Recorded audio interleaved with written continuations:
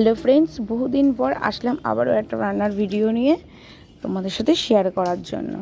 তো দেখো, আমি ডিমের একটা রেসিপি নিয়ে এসেছি, একদম ঘরোয়া পদ্ধতিতে ডিমের তরকারি রান্না করে দেখাবো তোমাদেরকে।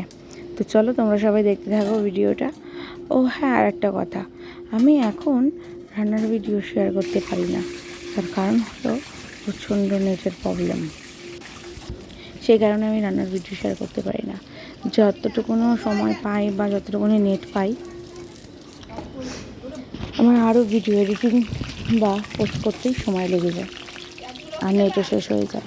তো যাই হোক বন্ধুরা, গরিবের মধ্যে আর কি আছে বলো না।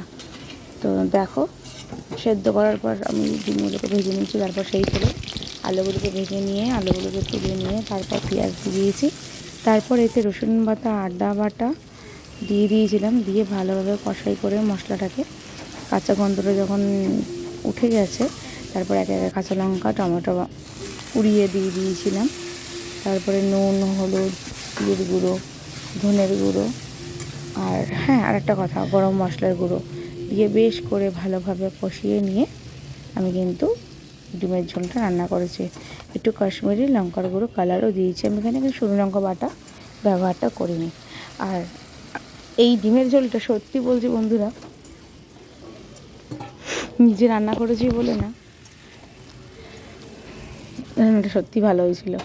আর এই যে জলটা দিলাম না, এটা কিন্তু গরম জল দিয়েছিলাম, উষ্ণ গরম জল করা ছিল, তো সেই গরম জলটা দিয়েছিলাম। তো লাস্ট দেখো ফোটার পর ঠিক এরকম এসেছিলো কালারটা। আর একটুখানি ফুটে উঠলেই আমি এটাকে ঢেকে নামিয়ে রেখে দেবো বেশ খানিকক্ষণ।